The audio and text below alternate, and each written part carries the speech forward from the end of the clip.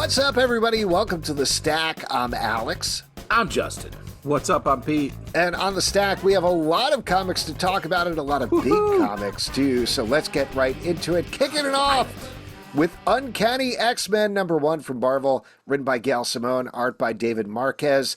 This is taking a team that isn't completely familiar to fans of X-Men 97, but you do have Rogue, you have Gambit, you have Wolverine, Nightcrawler is showing up. Later on, I believe Jubilee is going to be on the team as well. And it's taking all of them and bringing them down to New Orleans with a new villain, some new stuff to deal with.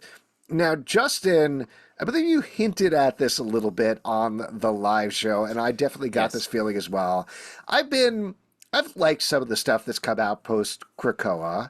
I thought X-Force, I know you guys talked about it last week, was interesting. I thought Phoenix was interesting. I know we were all very iffy about X-Men, but this is the one that I was nervously anticipating because I love Gail Simone's stuff. David Marquez's stuff is great. I personally think this delivered and then some. This honestly might be, and I love the Krakoa era, this might be the best X-Men book I've read in decades, maybe. Wow, coming in hot, dude. You take a week off and then you're coming in like... I'm rested. I was in LA. He deleted his brain. Wow. I'm good, man. Is this like the John Carpenter, what you call it, all over again? What was that movie where you were like, this is the greatest John Carter movie? from Mars. Yeah, you're like, this is the greatest movie since Star Wars. No, I really think this hit everything that I like about X-Men, that I appreciated the Krakoa era. There were some huge moments in there, and I appreciate the ambition of it. But what I was missing was this self-doubt, angst from the X-Men that you really get through the narration from Rogue in particular here, with romance and character dynamics and heart and big scary villains. It's great.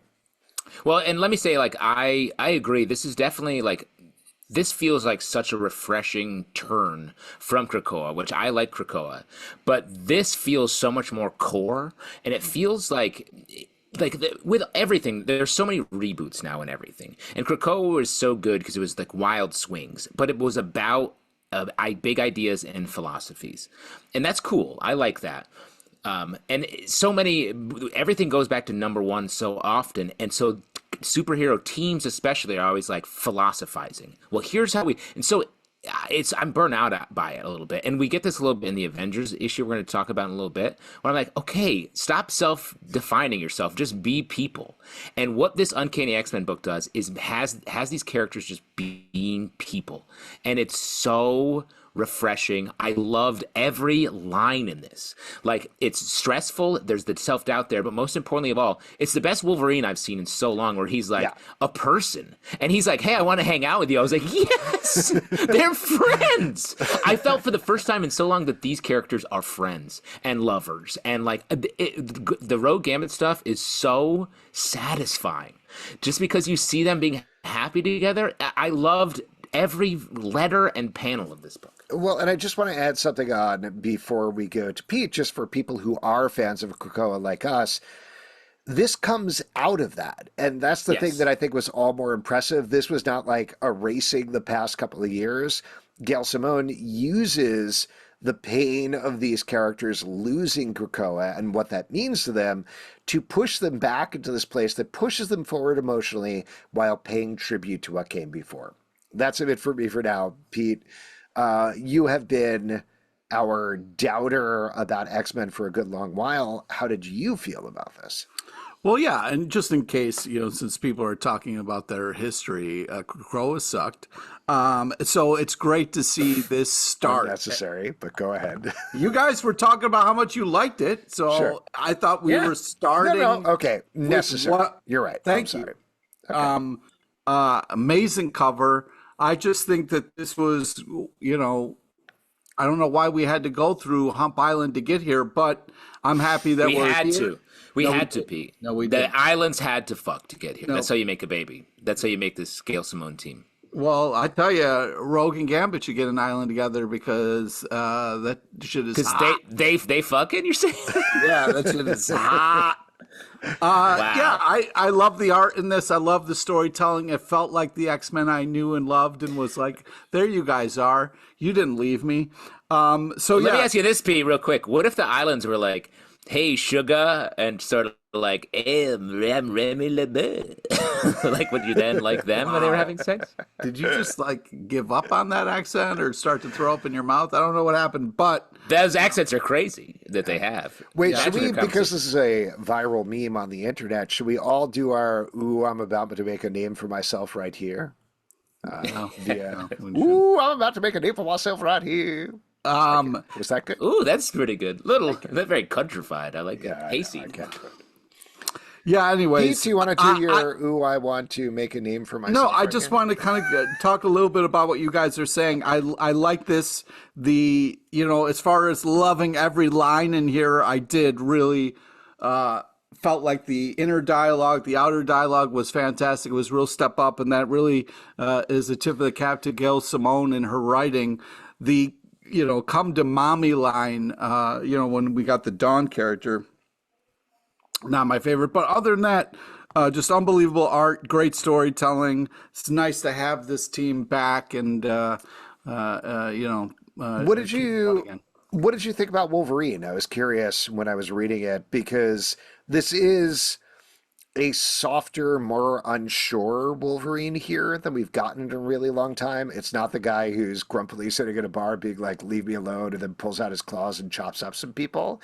I thought it was great, to Justin's point, but you feel much more passionately about Wolverine. So how did you feel, Pete? Well, I think, Wolverine is one of those people who's like, I work better alone, but needs people. You know what I mean? So I think the part of him that's kind of exploring that and reaching out to people is great. It's great to see. So I think this is interesting and cool Wolverine. I like it. I'm fine with the new direction. You just feel bad for this guy, because it's like all he does is sit outside in a love triangle. You know what I mean? Like two people are loving. He's just the third wheel. Straight up third wheel. It's like, how do you know you're in love? Well, unless Wolverine's standing there next to you going, oh man, it seems like a good time. You know what I mean? Honestly, I think he gets off on it. Oh, stop. He's a third wheel. He loves it. I loved all of that. I also want to mention, without spoiling it, there's a phenomenal sequence in the middle here that is absolutely heart-wrenching, that will bring a tear to your eye. Oh, yeah. Very the X-Men visit a sick kid in a hospital. Yeah. Beautiful, beautiful stuff. And that there are so many modes here, with them fighting a giant snake god, going to a hospital to visit a kid, introducing a new enemy, but it never feels overwhelming. It's so well-paced. Gail Simone is just an absolute master of the comic book art form, and it comes through at every page here. I really wish this had come out first instead of X-Men #1, because Yes. I think I would have felt better about X-Men #1, because another thing that she layers in here is she has Rogue check in with the rest of the books in here, and I was like, that is such a good setup for the whole world and the place that everybody's in. It sets up everybody so much better, and this is such a statement book for this line. I'm jazzed. I'm very excited. And I also think there's so much angst in the other books, and the fact that this one has a core of just like a positive spirit, and it starts with love a little bit, not to be corny about it, but that is important. And I do think the way she's like, yes, I don't want to go up where Cyclops is. He's in every conversation. I was like, I love Cyclops, but like, that's right. And like putting him in that lane and that book in a lane, I think is really good. And the same with like calling Kate Pride. She's like, I hate you. I was like, Jesus, cool it. But that's, I guess, the tone of that book. And so I hope the other books soften a little bit, but this one's just spot on. Great stuff. Let's move on to a DC comic book, Absolute Power #2, written by Mark Waid, art by Dan Mora. Now, if you didn't pick up the first book, as we find out at the beginning here, 80% of the DC Comics heroes have lost their powers, courtesy of Amanda Waller. The ones who are left are all gathered in the Fortress of Solitude, trying to figure their way back. There are so many storylines that come to bear in this issue. But, as usual, it's very similar to Gail Simone. Mark Waid is an old hand at this sort of thing, and I think makes it accessible whether you've been reading multiple years of DC storytelling or not. The first issue was like a paranoid AI thriller. This is the heroes building up the resistance, and mild spoilers here, but just absolutely wrecked. But there's so many great moments in here. There's a fantastic moment with Nightwing. There's an amazing moment we've been waiting for with Dreamer that ends in heartache here, but I thought was so good as well. There's an incredible moment involving the bottle city of Kandor that I thought was so cool as well. This is great. Like, I was apprehensive about this event, but with this main series and with the setup, the spin-off series as well, this has been excellent so far. I agree. I think there's so much dread here, and I think maybe the next person who's going to speak about this book is not going to like that part, Mr. Pete LePage.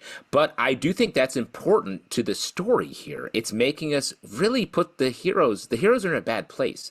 And this is so much more, I don't want to directly compare these two books and say one is necessarily better than the other, but I drew a distinction between this and Blood Hunt, where it was sort of like, oh, this is cool. This feels like epic, broad storytelling here. And so I'm definitely keying in with this a little bit more. They're very different events, but this feels like the sort of line-wide crossovers like Infinity Gauntlet felt back in the day. And that's what I crave with these big events. It just seems like you're trying to really piss me off by comparing it to such huge events where,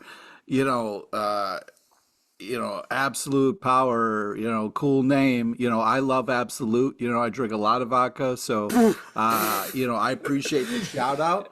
But and you love Power on Stars and all the spin-offs. Yeah. I love my Power Glove. But it's so cool. Yeah. I love pouring Absolute vodka with my Power Glove. Oh, yeah. That's how I like to really get crossover. That's so wizard. I don't appreciate you taking shots at the Blood Hunt. You know what I mean? And comparing I think Blood Hunt's going to be okay. I think I just think that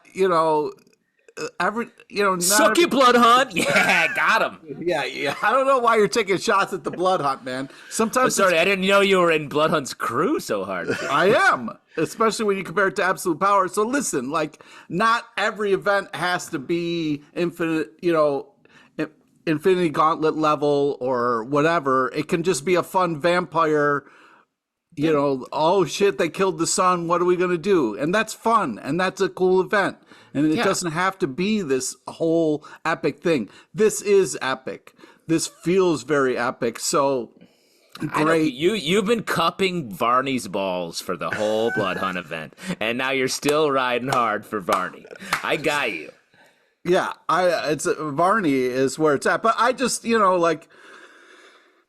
Waller is not a fun villain. And, this is just...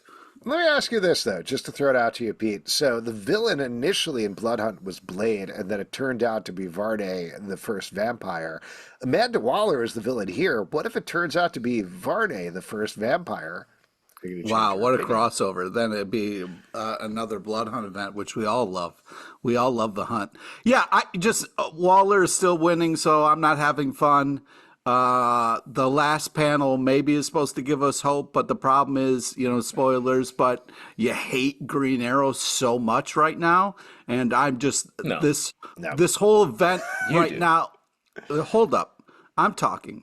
So this whole event right now really, for me, pivots on why the fuck Green Arrow what would be so important that he would be such an asshole to his entire family and all of the years that he's been a superhero. And if that doesn't make sense, this whole thing doesn't work for me. So, I'm still very much I don't know if this event is worth it. Right now, the bad guys are winning and it's not fun, but could be interesting.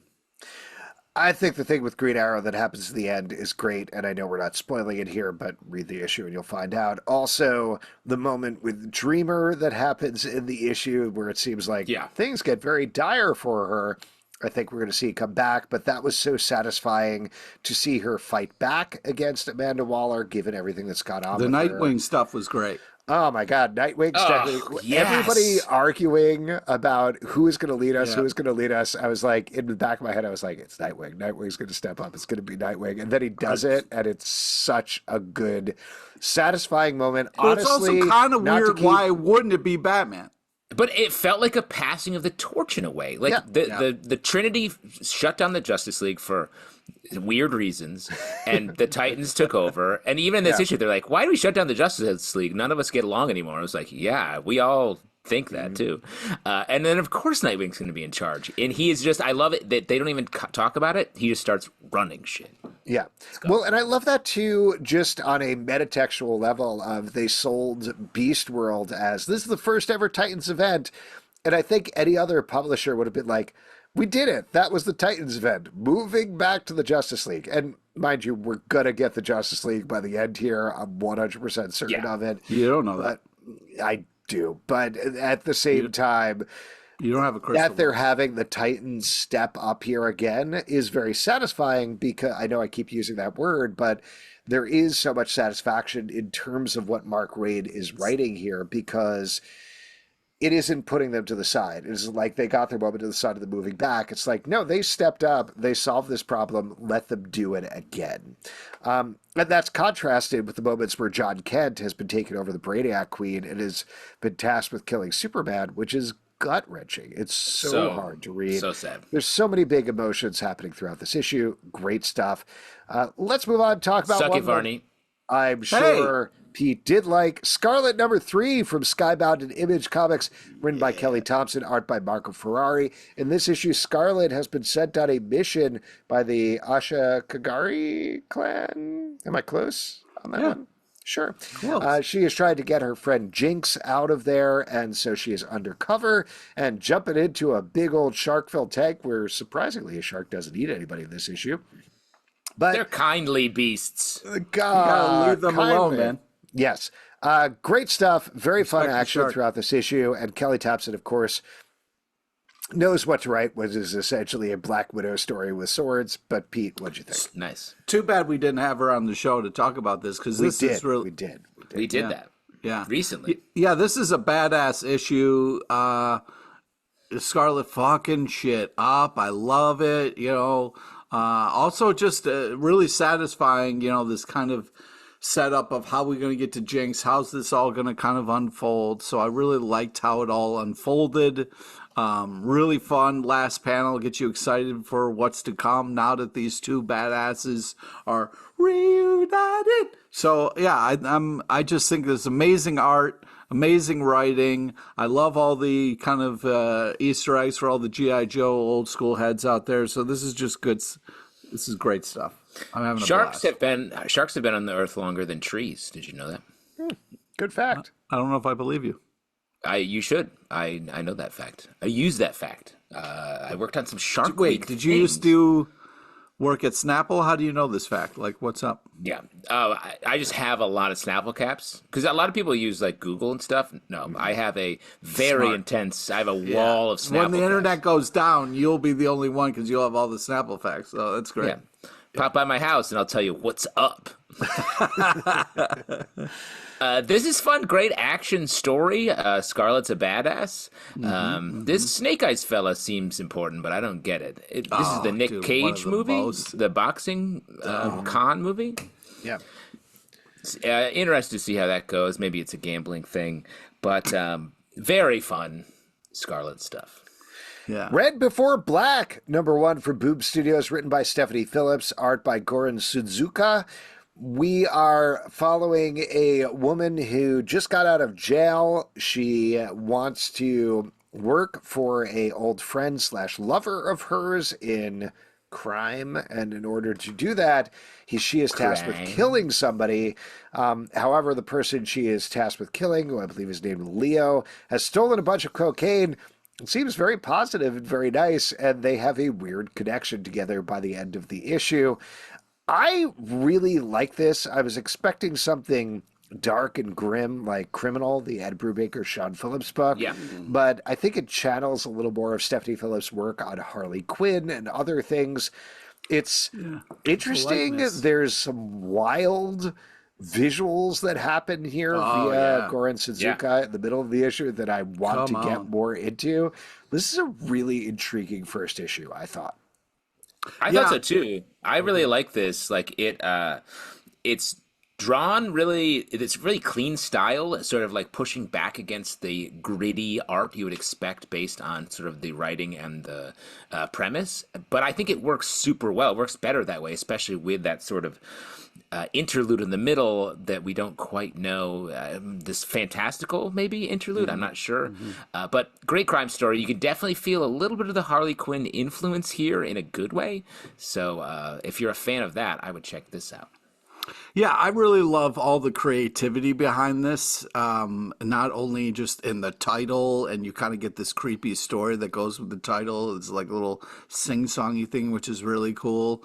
I think the art and the twists and turns that the writing takes, it takes you on such a cool little kind of voyage. And yeah, I think this is a real blast. I cannot wait for the next issue. It does such a good job of not only pulling you into this world, but kind of getting you up to speed of what's up and getting you excited for more. So I think this is a fantastic first issue. Great team. Venom War, #1 from Marvel, written by Al Ewing, art by Iban Coello. Oh boy, where do I even start with describing what's going on here? Yeah. Good luck. The short version is that neither Eddie Brock nor Dylan Brock, his son, have the Venom suit. The Venom suit has left both of them because it feels bad about ruining everybody's life. However, both Eddie and Dylan have had separate visions about how the other is going to destroy the world.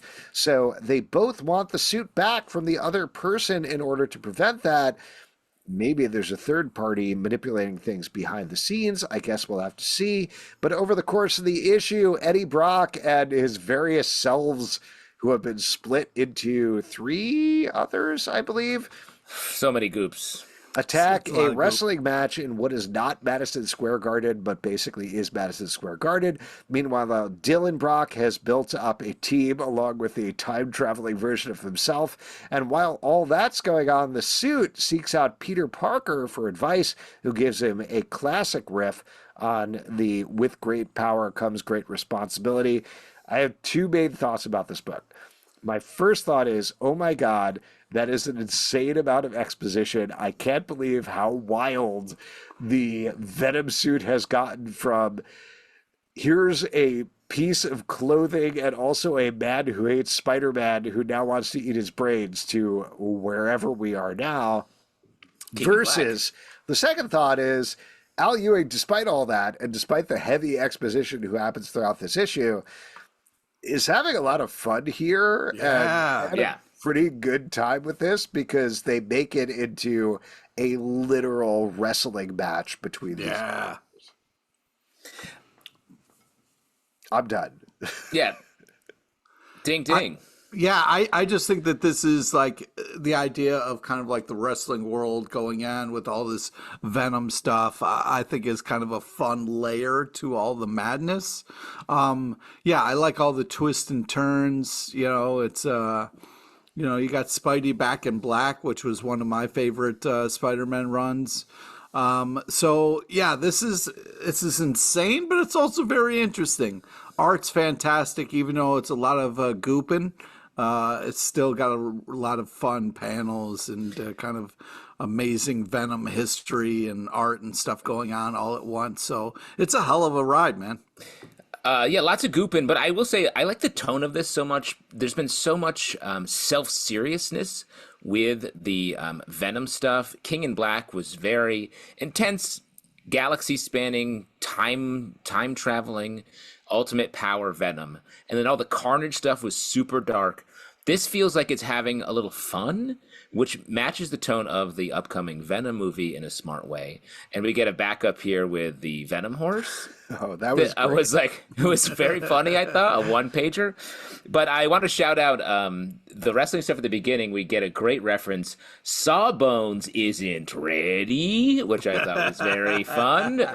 Shout out to the original Spidey movie, something that my brother and I say to each other on a weekly to monthly basis. Oh, that's fun. I also love the reconnection to Peter Parker in this, and really getting into the Venom symbiotes goop head a little bit here, which I thought is a great sort of starting place to get into the very convoluted history that you were talking about, Alex. Yeah. Gotham City Sirens, #1 from DC Comics, written by Leah Williams, art by Matteo Lolli. This is a 4-week, 4-issue event that is replacing Harley Quinn, Poison Ivy, and Catwoman for this month, the ongoing series. And in this issue, we find the 3 characters separately encountering a new menace that involves some cyber buffalo, I guess we can call them, attacking Gotham City, and a bunch of shirtless hunks who are called the Nasty Boys, not to be confused with the Nasty Boys who work for Mr. Sinister. Mr. Sinister, a scary scientist, but he loves his nasty boys. Yeah, he does. I thought this was fun. I think Leah Williams does a good job of bringing the voices of these characters together. Harley is very fun here. Poison Ivy is the scientist trying to figure it out. Catwoman is the hacker. There's actually less of a focus on them in this issue than I expected, but it's bringing them into this weird mystery with Gotham City, and I think outside of Gotham City, so I'm on board. I had a fun time. Yeah, I was surprised at how much fun this was. And I also thought, like, Harley got some great lines in here when she was like, guess what? Kill switch, just hilarious. That's just fun times. Great dialogue. I was surprised how much I liked this. Because, I was like, all right, Gotham City Sirens. All right, we know what that means. But, the layers to this was really impressive. And, of course, you figured you were going to get amazing art, and they deliver on that. Agreed. Really love the art, love the story. These characters are just fun to be back together in a fun way. And building up to the last page reveal, I was like, it doesn't have to be that villain, but I guess, it is. Okay. I guess we'll just do that. Okay, great. Yeah. And that's not a knock. It's just like an anticipated entry into the conversation. Fine. But but I'm still enjoying what will come out of this. The Deviant, #7 from Image Comics, written by James Tynion IV, art by Joshua Hixson. This is very complicated because we're 7 out of 9 issues in here, but we are following a killer who is called the Deviant Killer. He is in jail. It may or may not be this guy who has killed a bunch of boys around Christmas. There is a comic book writer who was interviewing him who may also not be like a copycat killer, or maybe he is. And his boyfriend is trying to clear his name in this issue. I love the series. It is so unsettling and upsetting every issue out of the gate. This one in particular, because once again, it almost feels like Rick Remender-ish a little bit, because we're following this boyfriend and I'm like, I have a ray of hope here. Oh, we're going to get something good is going to come out of this. Everybody is good. But I just feel like the rug is going to be pulled out next issue. Plus, we have a pretty big indictment of like the true crime industrial complex of this issue in terms of a character who sells reproductions of the Mask of the Killer. This is great stuff, just across the board. I like that you think you're going to walk out of this feeling good, Alex, because I definitely don't think so. Yeah. There's going to be a series of bad things happening. We have gotten a series of bad things happening, but I was talking about tone a little earlier. The tone of this book is so perfectly like bleak and sort of like, it reminds me of after a beautiful snowstorm when the snow just starts to turn black and full of goop, full of like venom, when you get like a symbiote in the snow. Yeah. That sounded like a sounder, like you just pressed a button and that happened. But that was actually Alex live. But it does feel like all of the rot and snow turning to slush around Christmas, and that's where we are with this story. So love it. Very scary. Yeah. Holy shit, what a fucking ending panel. Holy shit, worth it for that alone. Just so cool. JT4 is killing this. I mean, this is just really fantastic stuff. You're on the edge of your seat. The art is so creepy and pulls you in. This is just what a package. I mean, top tier writing, top tier art. This is just phenomenal. We're on the top of the tiers, guys. Top of all the tiers. Well, let's go to the bottom of the tiers with Prodigy, Slaves of Mars, #1 from Dark Horse Comics, written by Mark Millar, art by Stefano Landini. We're following the smartest man in the world, I assume, who is kind of like Sherlock Holmes meets a bunch of other things because it's Mark Millar. He has lost all of his assets, and his father has been murdered on Mars, and he has to figure it out now that he's come face to face with his Moriarty. I like this better than the Nemesis book we read a couple of weeks back. But I don't know. I'm not a let me jump in here. Disaffected teen in my basement anymore. So wait, so Mark Millar doesn't work on you anymore? I guess not. Oh, weird. I really love the art style. There's a lot of action and interesting last panel. Oh, that's it. Okay, great, Justin. I feel like Mark Millar's just sort of he's rewriting himself with a lot of these books lately, and because his whole thing was like, didn't think of this, did you? And it's like a premise-based book that some of them I thought really hit back in the day, others did not. And now I feel like he's on a little bit of a streak where, this feels like we've been here before. So without that fresh spark that a lot of his books had in the past, I think we're left with just sort of similar beats. And that's what this story feels like to me. Yeah, and I think this is, to be less mean, structured okay. To Pete's point, I think the art is good and the characterization is good. There's some interesting family dynamics going on here, but at the same time, it's a bunch of weird stuff. I will just point out the idea of having a bunch of African-American characters and calling this Slaves of Mars. Weird. Agree. I will spoil the scene at the end where the main character, Edison, encounters his brother, who is supposed to be smarter, and it immediately made me think of the parody scene from The Boys this season where A-Train is in a movie where he's like, what's the line? Like slinging yayo for gangbangers or something like that. And he encounters his brother, and his brother's like, yo, I'm smoking drugs in my hood crack den. And I was just like, oh my God, please. Yes. A lot of the writing has big old white guy energy, and it should not have that. So that's why it feels very retread. Exactly. And I don't know, he wrote some big stuff back in the day, and I'm not against Mark Millar coming out and writing something wild and crazy in the future, but this is not it. Doctor Strange, #18 from Marvel, written by Jed MacKay, art by Pasquale Ferry. This is the final issue of Doctor Strange, spinning off of the end of Bloodhunt, where he has given up the mantle of Sorcerer Supreme to Doctor Doom. We are dealing with the fallout here. What I love about this issue is how romantic it is, because the emotional crux is Doctor Strange and Clea's relationship, challenged by Baron Mordo, and it's great. I thought this was a really nice, sweet way of ending the series.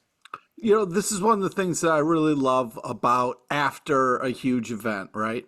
Like the fact that we're dealing with Doctor Strange struggling with the fact that he lost to Doom, and like he's feeling really shitty about it. So it's nice that we're not skipping over that. We're kind of sitting that a little bit. And the stuff with him and Cleo is just super touching.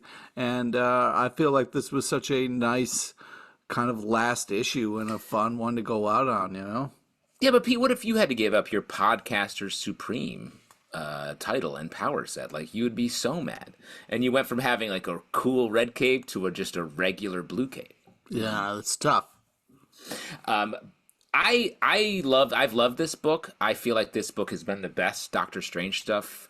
It's been one of my favorite Jed MacKay books, and I was very excited to jump back into this post Blood Hunt because I knew big changes were coming for Doctor Strange, and so I was so bummed that this was the last issue.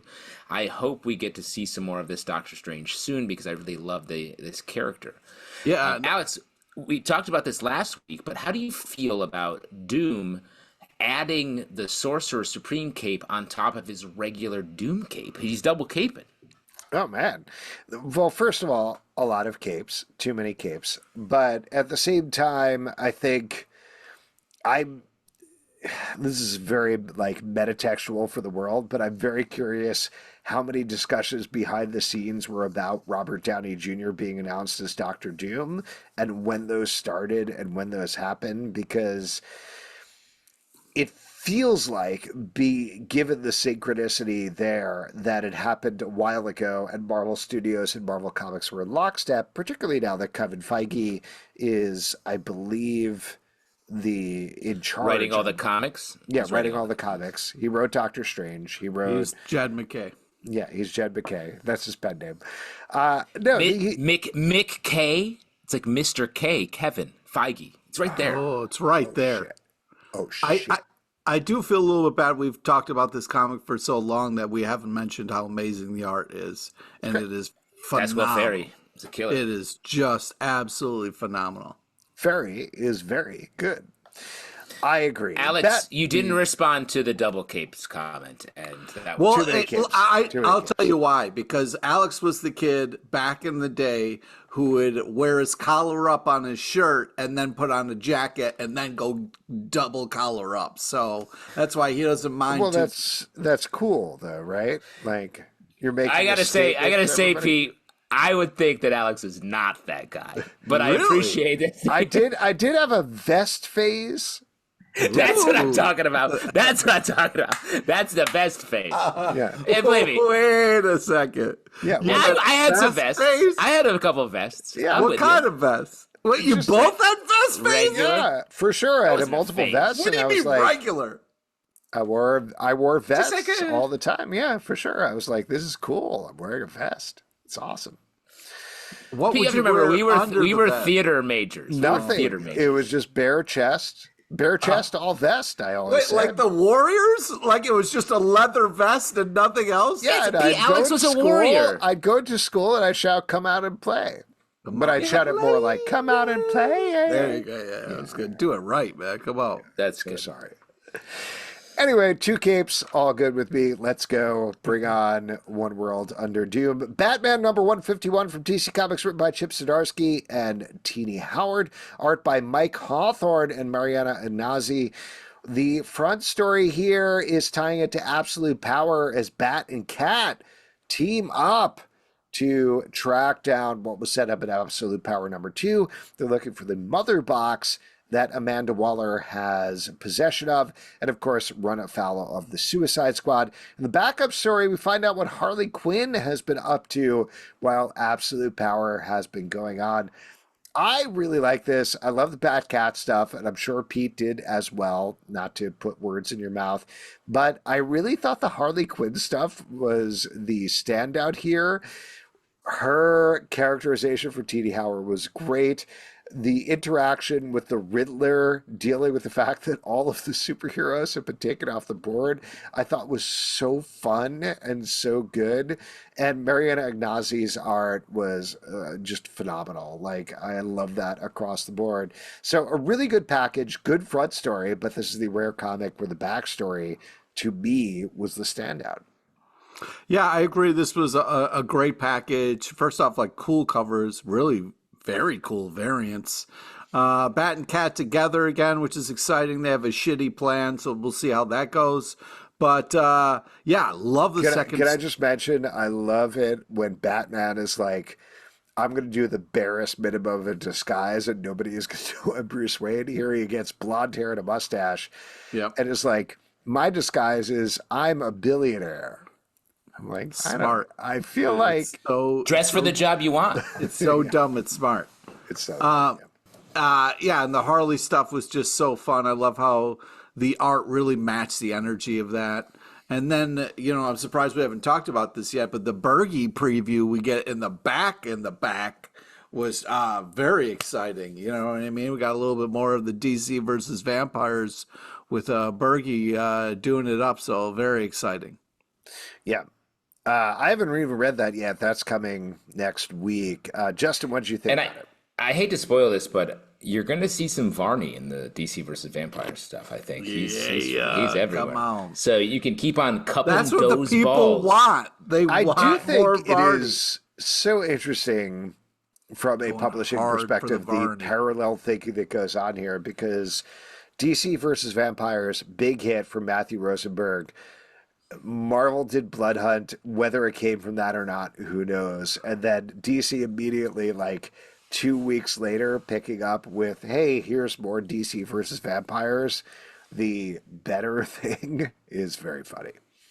It is. Hey, vampires are around, and we all love them.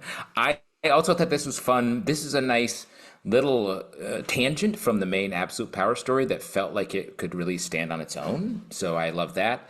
Bat and Cat, they just want to kiss. Why can't we should do a sort of a maxi series where they get married and like live a life together. That would never work. Weird. That wouldn't work. Yeah, why would I that? don't think so.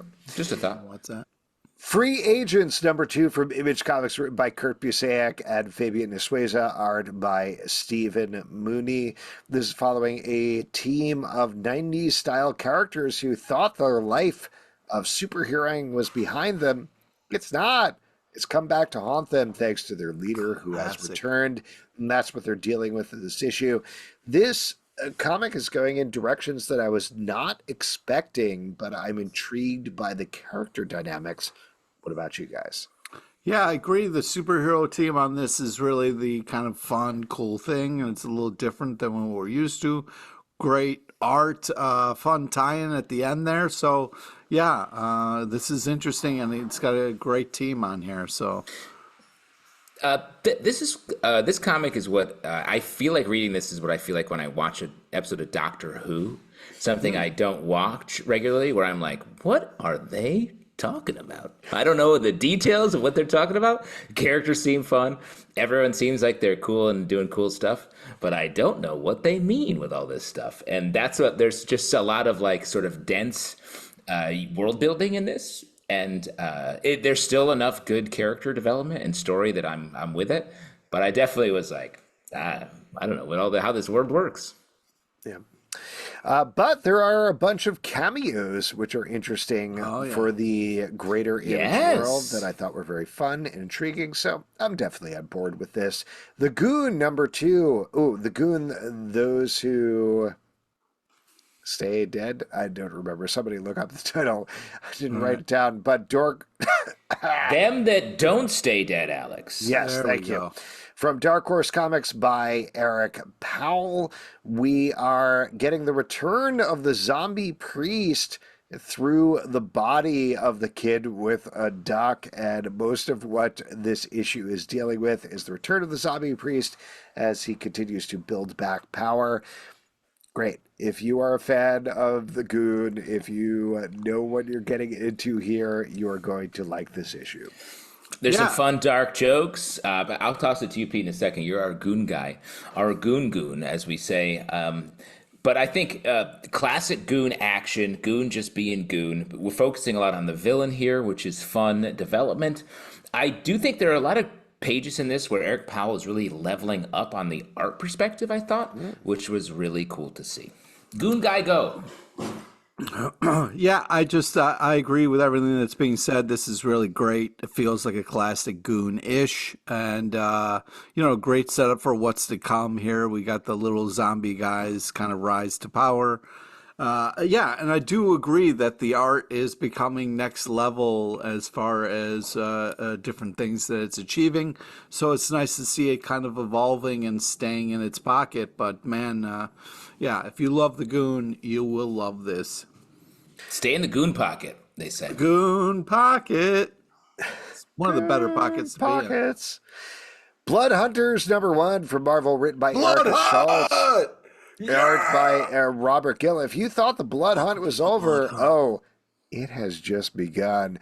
as we have various characters, Hallows Eve, White Widow, Dagger, and Elsa Bloodstone are all hunting down vampires who can now walk around during the day. That includes Miles Morales, who is a vampire. And there's a little bit of tension here in terms of some of them want to kill vampires, specifically Elsa, and some of them want to help vampires and cure them, which is Dagger's power. Meanwhile, we've got the Varnays. I don't remember the name. Are you talking about the Blood Coven, Alex? Yeah, thank you. Yes, the Blood Coven. You're talking about the Blood Coven. What I love about this, just a real quick recap on the Blood Coven. So when the Blood Hunt #1 started, it was like this Blood Coven, super powered vampires. They eat superhuman blood, so they're super powered. They were scary. They were sort of like the Ashen Combine, but for vampires. You know what I'm talking about, Alex? Wow. You got the Ashen Combine. I know what you're talking about. Hey, you know what I'm talking about, my dude. I've ordered my Ashen Combine action figures. They haven't showed up yet. Or they were sort of more ashen figures than I actually think about. Yeah, I put a bunch of money into my computer, and they haven't come out yet, but They're hopeful. coming. They're coming. But the Blood Coven seemed very cool. Very small role in the actual Blood Hunt. Did not do much. And it's very funny in this comic where we come back on the Blood Coven, and it literally says elsewhere in Brooklyn, and the Blood Coven is just literally in like a petty little fight. They're like roommates in Brooklyn now, and they're like Smoke Eater, knock it off. And the other ones are like, I control machines or whatever. I don't know what I'm doing now. Why did I eat blood anyway? I'm basically a machine. So none of this makes a ton of sense, but I will say I like the main team, and if they could inject a little bit of fun into this book and make it feel like a little bit like a vampire movie, like a B vampire movie, then I think this book can really pop.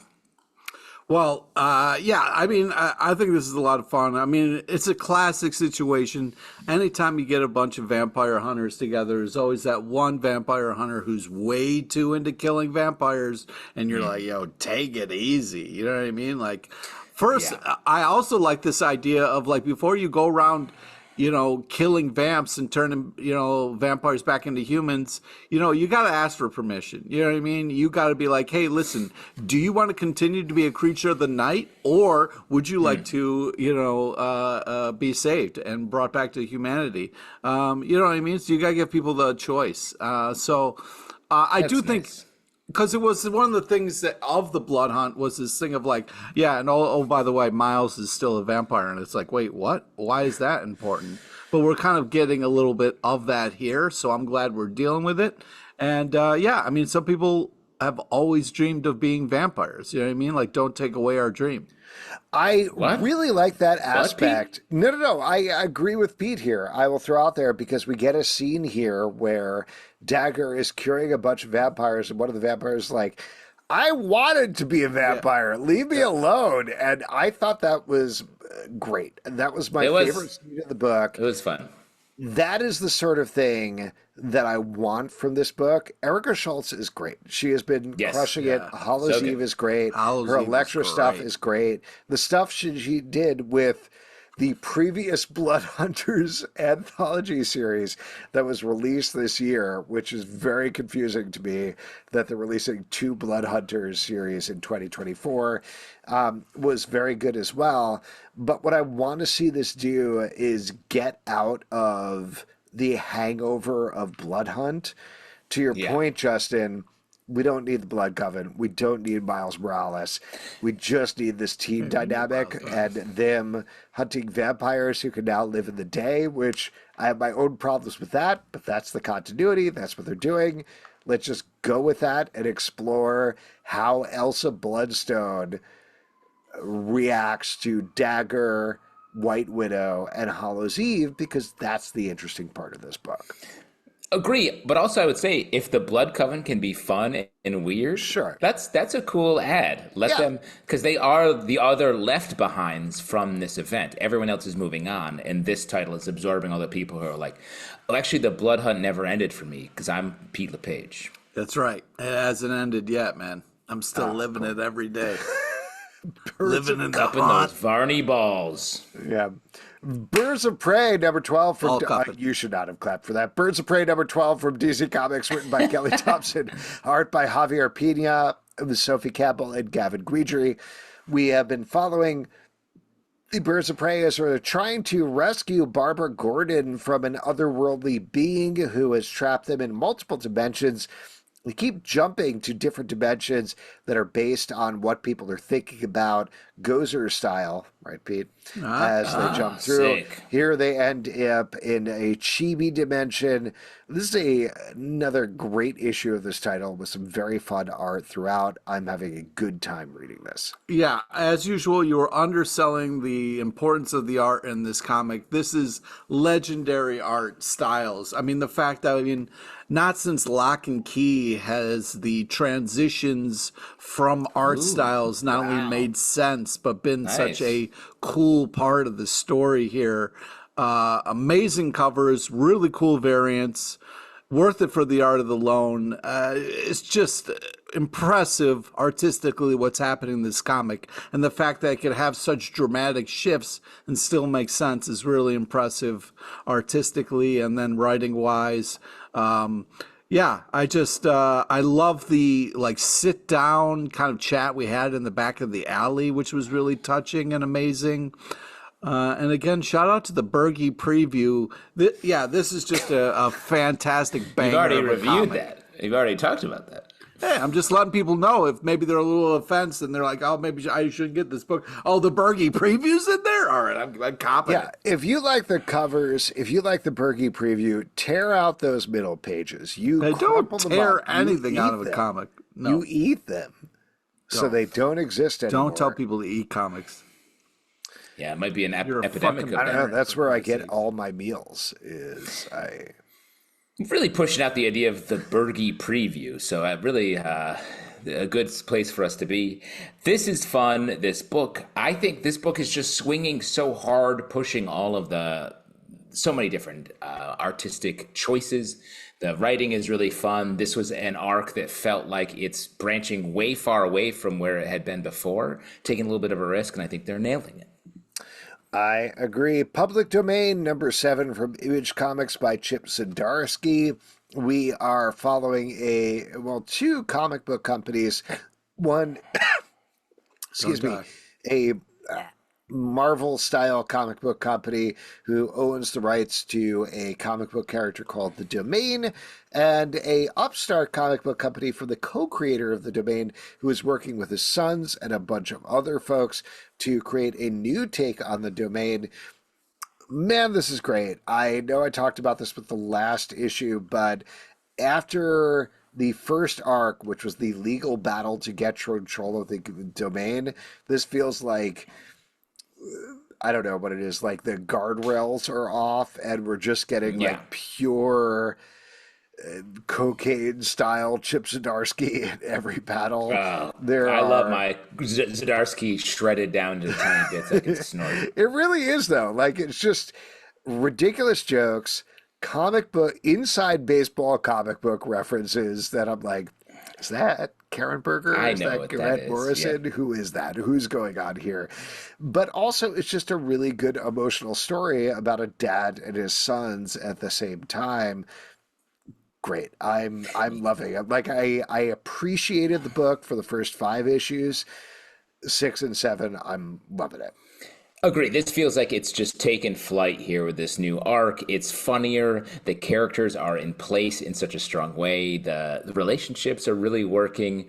It's a comic book reader's comic because of all of those inside baseball references that they just light it up along with everything else. So it's a really fun read.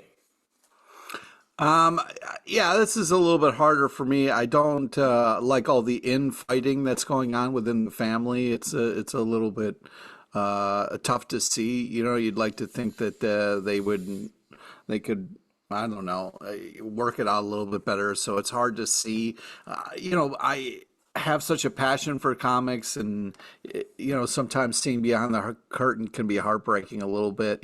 So I'm not as I love all the smart writing and stuff like that, but I'm excited to see what's next as far as like what we can kind of get past or where they can kind of come to an agreement of some kind as a family over this, so that because right now the tension of it is kind of tough.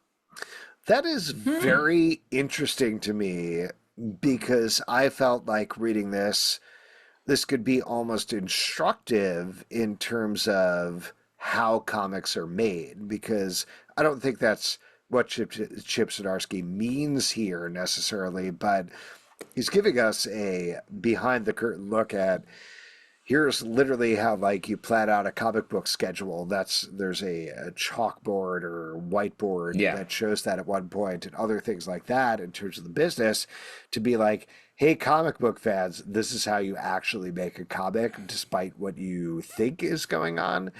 But it's interesting to hear your perspective, Pete, that you're not loving it. So that's all. A Vicious Circle, #3 from Boom Studios, written by Mattson Tomlin, art by Lee Bermejo. This is the last issue of this series. We've been following two time travelers who have been bent on their own destruction throughout time. They hit a bit of detente in this issue until they don't. This is absolutely phenomenal comics from front to back, and dark and gritty. Oh my gosh, this is all hinged on Lee Bermejo's heart as he draws various time periods here in different styles, from hyper realistic to hyper cartoony. This is wild. Yeah, it is wild. And what's funny is the hyper realistic, I wrote down ultra realistic, but that style of it kind of freaked me out. It's kind of this interesting style of art that really, I don't know, something about it just kind of irks me a little bit. So that was hard, but yeah, tonally it's impressive, all the styles that they pull off in this comic. It's interesting the way this is jumping around, but still makes sense. I think this is a very solid comic. The action of this comic really reminded me of Deadpool and Wolverine, where it's just like these two dudes, like a serious version of that, where they're just like killing each other all the time in different eras. But the thing I really want to talk about here is on page 12, where you get a little section. We poisoned our. This is they're in the dystopian future. We poisoned our own planet, made everything toxic. The air, the rain, started eating each other in every sense of the word. And then the next panel is a person with a bowl of eyeballs that they are presumably selling. Now, my question is, how do you think it works in the eyeball market? Are those all fresh? Or surely, like at the bottom, it's like yesterday's eyeballs. Because how many eyeballs are you legitimately harvesting? I don't remember this paddle. I'm so sorry. How big is the bowl of eyeballs? There's probably 20. It's like a cereal bowl. There's probably 20 to 25 eyeballs in there. Which seems like, are you buying one? And are you eating? You're popping in your mouth like a snack, popcorn? What's interesting to me is your idea of fresh eyeballs. You know what I mean? Like, well, you need them fresh. What do eyeballs go bad? I don't know if they do. You know what I mean? Like maybe they dry out. But yeah, okay. Eyeballs are neat. It's not like they're raisins where you just dry them and they turn into like the great dry eyeballs. They turn into like raisin eyeballs. Well, that's the thing. Like I like my eyeballs crunchy, so I leave them out. You know what I mean? Like some people leave them out. They crisp up a little bit. Yeah, they crisp up a little bit. You know what I mean? Pop in your mouth a little bit more. Instead of the squishy feeling. You know what I mean? You get a little more crunch in there. I just thought it was very funny to be like, to have a bowl of like 20 eyeballs. I'm like, this guy's selling this? Who's his supplier? Peeled grapes are underneath? You know what I mean? Do you think they're all like... Oh, you think he's stuffing his eyeball bowl with like fake eyeballs? Do you think he's doing the thing where he's like, this is the witch's eyeballs, but they're actually eyeballs? Probably. Plus, let me also say, do you feel like, the blue ones taste better to me? They're like Skittles? Wow. You think different colored eyes have different flavors? Well, brown is more, if I remember my 9th grade biology. Wow. Huh? I could just tighten up. What was the chart called? Do you guys remember the chart? Of course, the genetic chart where you talk to about your dominant genes and your recessive genes. Yeah, the flavor eyeball chart. Yeah. Where the dominants, which you're going to get your brown eyes, and the recessives, where you get your blue eyes. Right, And then and the my green is biology sort of teacher- halfway. Yeah, my biology teacher was like, these 3 boxes are the least tasty ones, and this blue box is the most tasty one. Wow. And your teacher's blue just popping eyeballs the whole time? Popping I think it's eyeballs, like a lifesaver situation where like the green's the best flavor. Oh, I thought you meant a lifesaver situation, like you bite an eyeball and it makes a spark. Right. Anyway, good comic.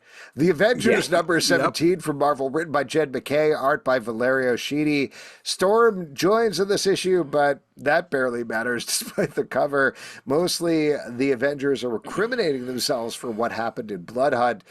Justin, you criticized this earlier in the show, so why don't you kick it off? Well, and I will say, easy, I like the action here. I like where we're headed.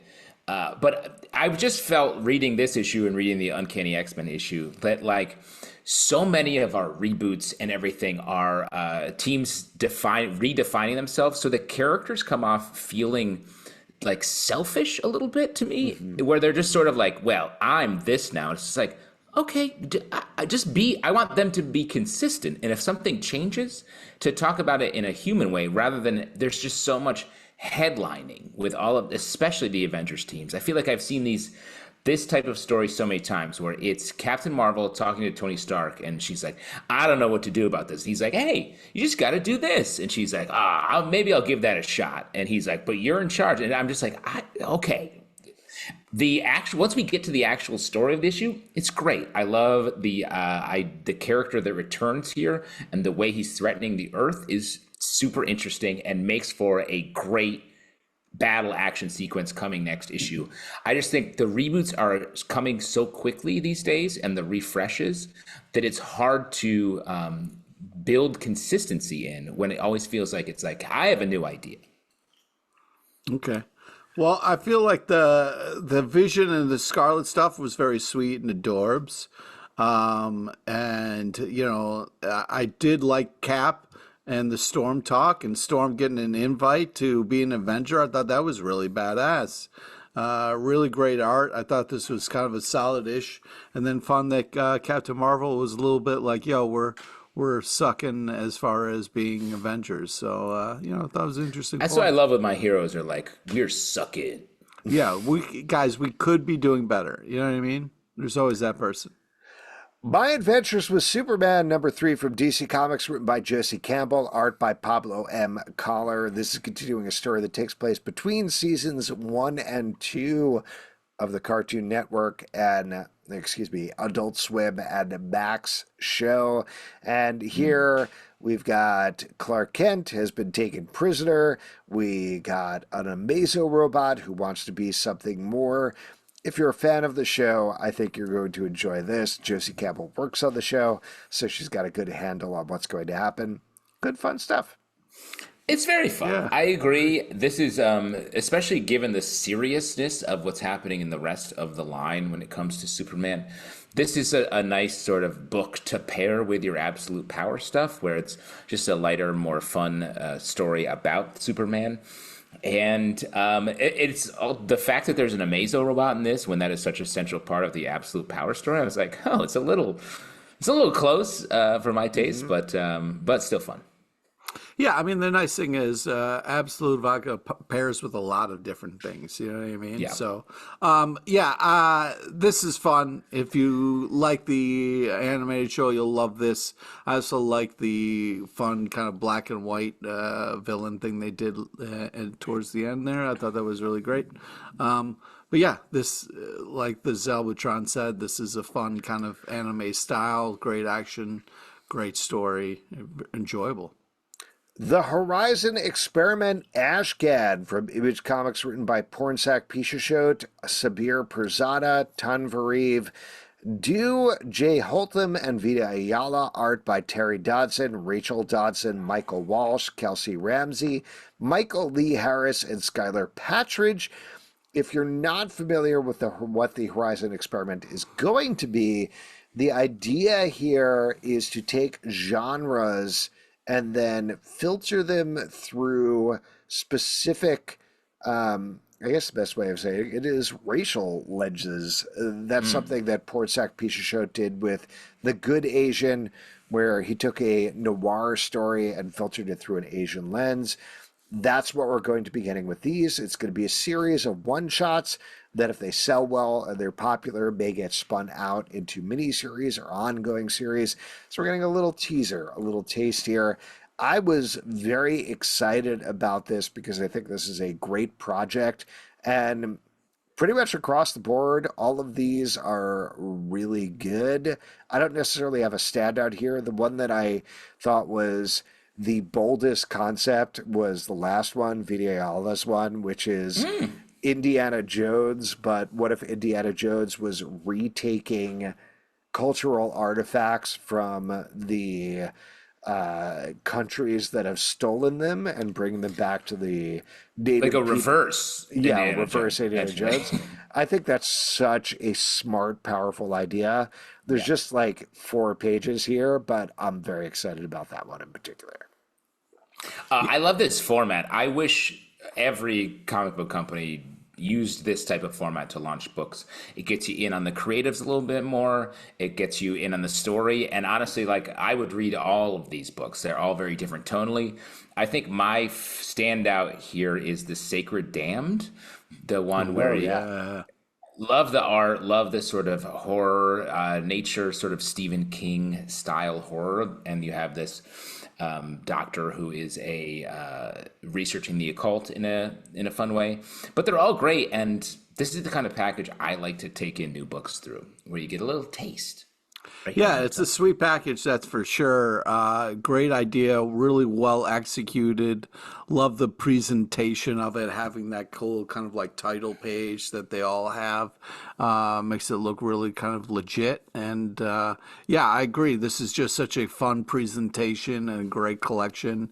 Gets you excited about what's to come. And I just one more shout out that I'll give is Pornsak Pichetshote's The Manchurian, I think is the name of it, which is his James Bond but Asian thing. When I heard that, I was like, okay, it'll be like a sexy Simu Liu style Asian James Bond, and that's pretty much it. 100% not that at all. No, it's so smartly done. I Oh my loved that. God, it's great. The fact that he like just sort of lays out, hey, this is why a James Bond cannot exist coming from China, gets to the core of what he is doing with this whole project and this experiment. Great stuff. Very excited Really good. for this. Yeah. Aagan, Brutalizer of Gods, #3. This is coming out in stores August 14th from Lodi Press, written by Murway Ayodele, art by Dotun Konde. This book has been great. Just insane, absolutely over the top art as we followed the title character, Aagan, Brutalizing Gods, per the title. He has been slowly working his way up to the top here, and as you might expect, that's pretty much where we head with this final issue of the series. This ties it up in fantastic fashion. Per the title, like, the action is brutal throughout here. Yeah, people the get art brutalized. is great. I thought this was You can't read this series. in public. You can't read it on a train or anything like that. Depends on what type of person you are. Well, okay. Are you yeah, reading sure. on a, like, some sort of sex train, Pete? Because if it's a lot of sex people train, sit in the silent car. I sit in the sex car on the train. Oh, smart. It's smart. Yeah, I read the S for sex train. Wow. I'm sure your wives love it. Yeah, My wives, I think. they all love it. Yes. His S-wives on the train. Okay. Yeah, I mean, this is really over the top stuff here and pushing things in different ways. But some shocking panels, some action-packed stuff. Awesome art. Just really next level. Really great art. If you're a fan of the Luna Brothers and have been wanting to get that fix, this book is it. It sort of hits the tone, hits the art style, and this hits the same level of violence from a storytelling perspective. So, check this out. Yeah, this is a great last issue, and again, without spoiling anything, but it leaves it open for more. I'm very excited to check that out. This has been a great series. Daredevil, number 12 from Marvel, written by Saladin Ahmed, art by Aaron Kuder. In this issue, Kingpin has been taken over by the spirit of greed, and is really taking it Daredevil while he is dealing with a bunch of other stuff at the same time. Brutal fights. Love seeing Aaron Kuder on the art. What do you guys think? Yeah, agreed. The art's unbelievable. Spoilers here, but we got kind of like a big fight going on, and also like the kids at the orphanage or church or wherever they are kind of under attack. And the hard part is Daredevil deals with one problem, but the other problem I wrote down, I'm like, what about the kids, Matt? What about the fucking kids, bro? It's a lot to juggle. Yeah. A lot of people think like a priest, they just have to work on Sunday. But apparently they're fighting demons the other 6 days. The other 6 days, it's all demon fighting. It's all demon fights. It's all demon fights. Great to see Elektra in there. Would like more of her because she's fantastic in this book. It's getting a little super religious, but also unbelievable art and interesting things going on. But ought to be interesting. I'm a little upset by the cliffhanger in this one. Oh, really? I liked what it built toward here, and despite I agree, I haven't been super on board with the sort of in and out of the big religious ideas here. But anytime you get a character like Thick Wilson going through a big turn, it's really something that you want. And that's Thick Wilson is he's formerly known as Kingpin, but but it's been recontextualized for a modern age. Thick Wilson is his name. Blue Beetle, number 11, English version from DC Comics, written by Josh Trulio, art by Adrian Gutierrez. Nice. This is the final issue of this title. A lot of final issues this week. Oh, man. It's almost What's happening? like DC is going to be rebooting soon. I don't know. Interesting. Anyway, we are wrapping up the Blue Beetle here and setting up for the future at the same time. What did you think about this final issue? Well, some really cool covers, a great variant graffiti billboard cover, which I thought was really fun. The art style has a real lightness to it, kind of this anime manga style, which I really enjoyed.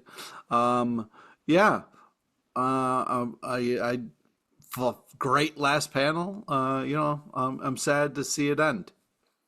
It felt like this book was just sort of taken off. It felt like there were so many plot lines laid out, a lot of threads. It was coming, maybe just about to start refocusing to bring a lot of them together. And it feels like it was cut a little early. But I thought this book the art matched the tone so well of the book. And I really was excited for where it was going. Hopefully, we'll get more Blue Beetle down the road. Ain't No Grave, number 4 from Image Comics, written by Scotty Young, art by Jorge Corona. This issue, we are getting our main character who is dying, trying to track down death, and we get a mostly silent issue. Now, Pete, love this. Come on! Can I ask you something, Pete? And I legitimately do not mean this as an insult, but this thought has been batting around in my head for a while, and it came up based on the fact that you love this issue of Ain't No Grave. Is it real quick? Can I guess? Is it Pete hate words? Pete hate words. Pete also hate colors, I think.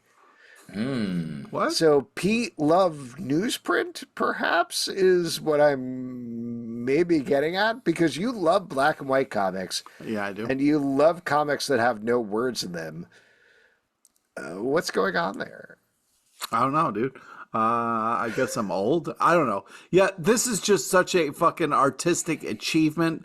I love this so much. Let the art do the talking. Let me, as the reader, bring my own worlds to this insane art. This is Wait, you're bringing your own words? Oh, like you say words? You add words to this? Yeah, I'm adding words Sharpie? I say out loud as I'm reading it. Fun action, great story, amazing arts. I mean, what more do you want? Scotty Young killing the game, and the Corona just awesome, unbelievable. And just so you know, if you think Pete's doing a bit by saying he adds words, he does add. When he's reading, he talks. When he's in a movie, he talks. He talks about it. He shouts at stuff. He says words that are seemingly out of nowhere. The couple of times when I've gone to the movies and Pete has chosen to sit in the same movie as me rather than going to see a separate movie on his own, which also happens for some reason. Yep. He does talk. People's process. He gets very mad if I look at my phone once in a movie. Meanwhile, he's having a fucking conversation with the movie screen. Just totally legit. Totally legit. Yep. No notes from either side there. No notes. No notes. But this comic has a lot of notes, music notes, as some communication here. Yeah. This comic using song a little bit in lieu of words throughout it. And I do like this. It's sort of like it's a vibe. It's a little bit of a tone bringing us into this big confrontation that I guess we're going to get next issue. I do think that Scotty Young has been on a little bit of a run here. The Me You Love in the Dark was such a great book, and this feels like it's sort of carving out its own space right next door to that in a good way. The Pedestrian #2 in stores September 11 from Magma, art by Joey Esposito, art by Sean Van Gorman. Now, I'll mention we reviewed The Pedestrian #1, which is, as we're putting out this podcast, in stores today a couple of weeks back. This is about a small town who has a hero, potentially. No, I can talk about the first issue, which is in stores today. Yeah, but don't spoil it. Okay, Pete. He is dressed almost entirely in white. He is helping people cross the street. That is pretty much it. And by the end of the issue, we're introduced to a weird villain who seems to be stop to the pedestrians go. That's what expanded on here. I really like the first issue. I love the second issue of this book. The danger and weirdness is amped up to 11 beyond what they set up at the first issue. This is a phenomenal series that everybody should get on board with right now. It's great. Wow, nice. I agree with you. I was so pleasantly surprised by this. It feels so fun and focused on the sort of set of weirdness that the writer and artist are exploring here. The small town of it all, the characters of it all, it feels like David Lynchian in a really good way. Good call. And like the villain feels like it's very scary, but at the same time looks like the Domino's Noid. So I was sort of like, that's an unsettling combination. Noid, bro. And sometimes you can't avoid the Noid. Yeah, I think this is such a cool idea. Love the action, and the story is such a unique idea and so well executed. This is so much more enjoyable than I thought I was going to have with this. This is really impressive. Yeah, it's not exactly the same thing at all because I think it's far more accessible, but it feels like an heir to Grant Morrison in a way in terms of heady ideas. I'm really curious to see where this goes and what the mission statement is, but if you're curious at all to get on board with a great new comic, pick up the first issue in stores this week. Get ready for the second issue because it amps it up in an absolutely wild way. Definitely track it down. It's very good. Spider-Man Raid 2, #2 from Marvel by Kare Andrews. We are following a old man Spider-Man who has traveled back in time, ostensibly to help save the world, but immediately upon traveling back in time, he tries to track down MJ, who, spoiler for the first Spider-Man reign here, he killed with his radioactive sperm. And that's what we're... A lot of people go out that way. Yeah, 100%. That's how my grandma died. I like that you paused. I like that you paused. I appreciate the pause, and so does your grandmother. Yeah, I was like, and the rest of your family. Okay to call out here. And I like that you landed on grandmother. You're like, I can say this. It's fine. She can't do anything. Yeah, I mean, this is amazing art. But this is also super intense, man. You know, Peter Parker is kind of losing his mind, yelling at people, "Where is she? Where is she?" He says that a lot. Yeah, so intense. Peter wants his MJ, bro. A lot of fun villain cameos in here, but yeah, I'm not sure where this is going, but I know it's intense. I think I know where it's going by the reveal we get at the end, which I thought was really cool, very fun. The art is fantastic. I mean, this and Spider-Man Reign had two things: bleak storytelling and that Spider-Man D. And when are we going to get it in this second run? You know what I'm talking about?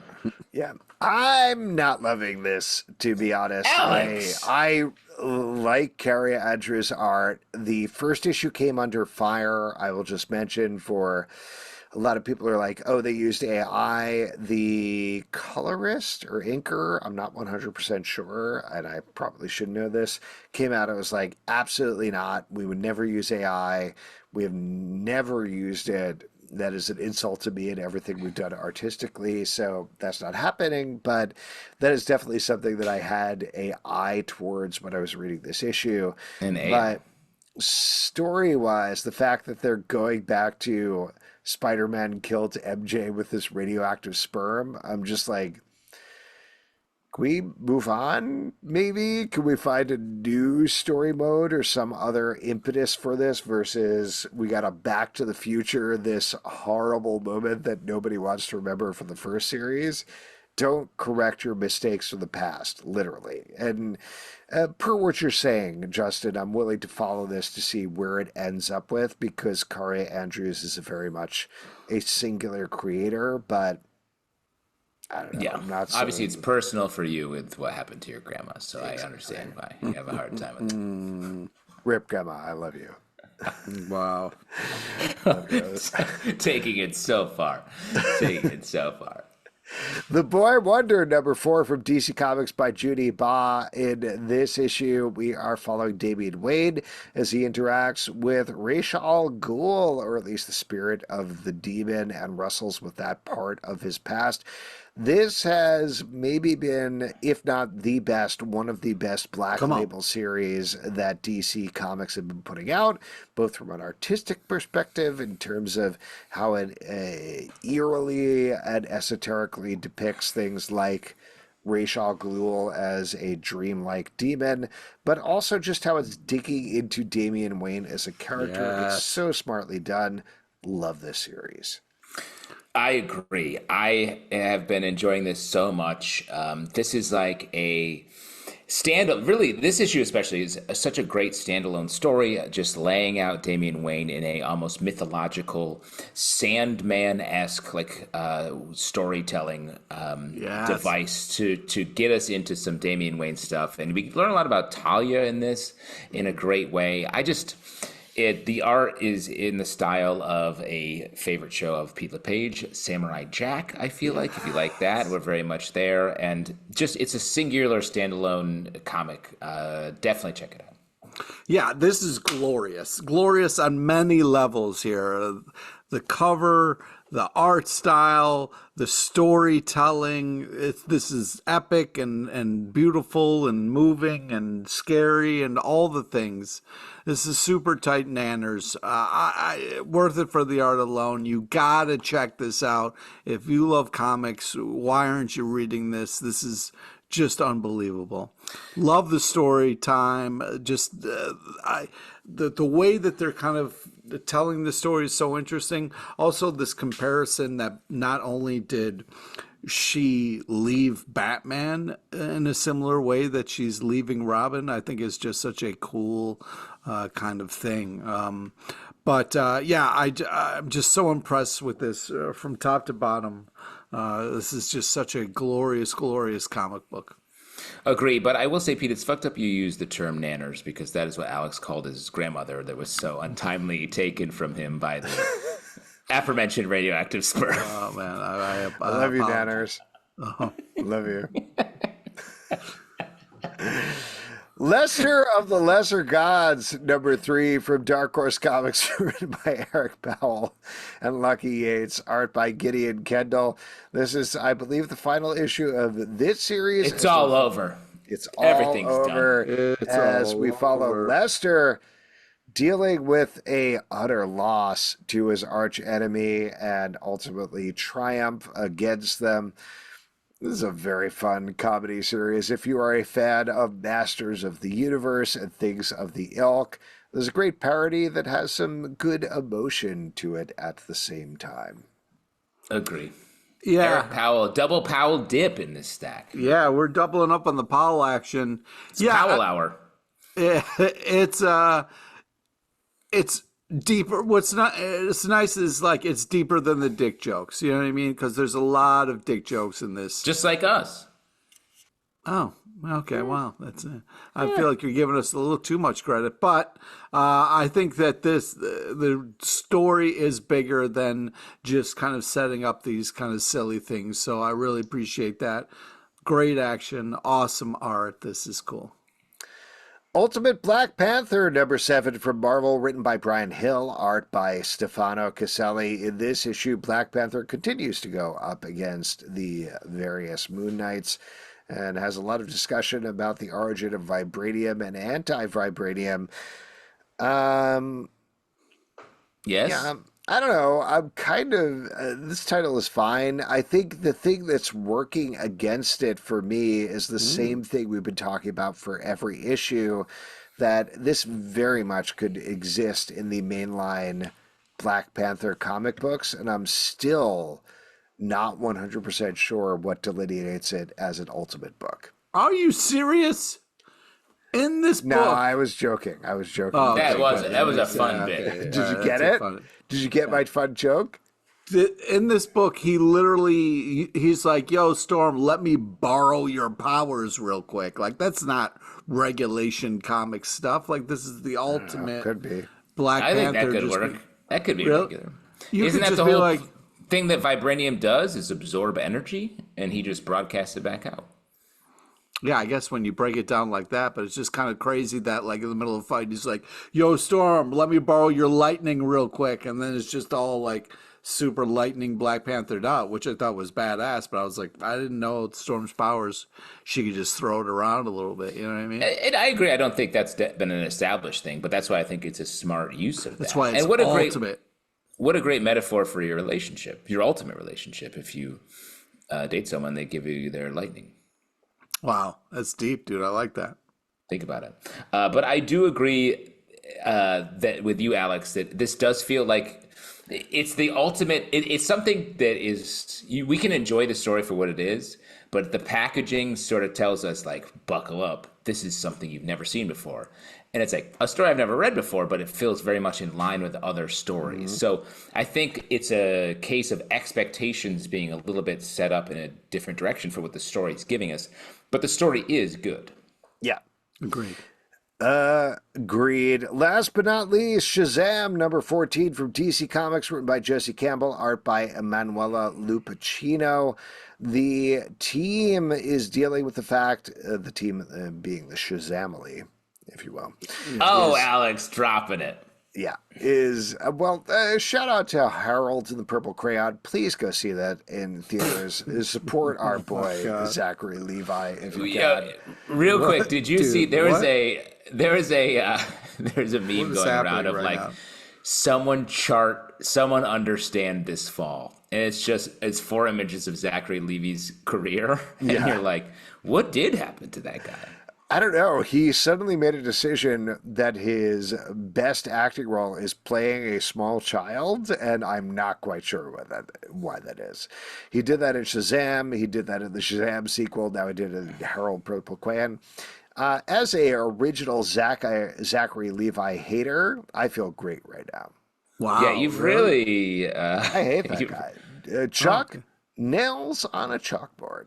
What? Oh, hated that show. Awful. What? What's her name was great in it.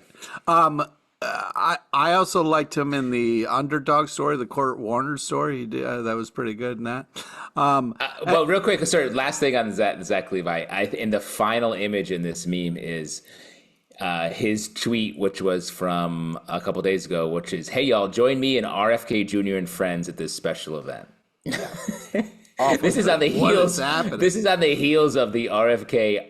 I left a dead bear in Central Park story. And maybe that gave me brainworms, but it Yeah, probably but guys, didn't. think about it. How many times did you bring your food into Central Park and then you were going to like skin it and kill it and kind of eat it there? And then, Yeah. and then you're Totally. like, oh shit, my lunch break's over. And then you got to run back. You, to work. you brought a big picnic and you couldn't finish it, so you left it behind. Yeah, I exactly. hear you. Classic. Anyway, Shazam, love the art. Just fun action. Enjoyed the cool villain stuff, and then the Bergie preview. You know what I mean? It's quality stuff. Oh my God. This book is great. Oh Josie my Campbell, God. just like she does on My Adventures with Superman, brings the fun and the heart here. Every single issue she has written with the Shazam characters, Mary Marvel and Billy Batson is right alike, has been fantastic. Like you said, Pete, Emanuela Lupacchino is the perfect pair here. This is a great comic book. Agree with all of that, and we also get a Shazam Bibbo here in a man who is Shazam's crowbar-wielding guy. Great comparison. I love calling him Shazam's Bibbo. Perfect note to wrap up on. If you'd like to support this podcast and all the podcasts we do, patreon.com/comic book club. Also, we do a live show every Tuesday night at 7 p.m. to Facebook and YouTube. Come hang out. We would love to chat with you about comic books. Apple, Spotify, Android, or the app of your choice to subscribe, listen, and follow the show at Comic Book Live on Twitter/X, Comic Book Club Live on TikTok and Instagram, comicbookclublive.com for this podcast and many more. Until next time, we'll see you at the Comic Book Club. And let's turn it over to our very own Bergie preview.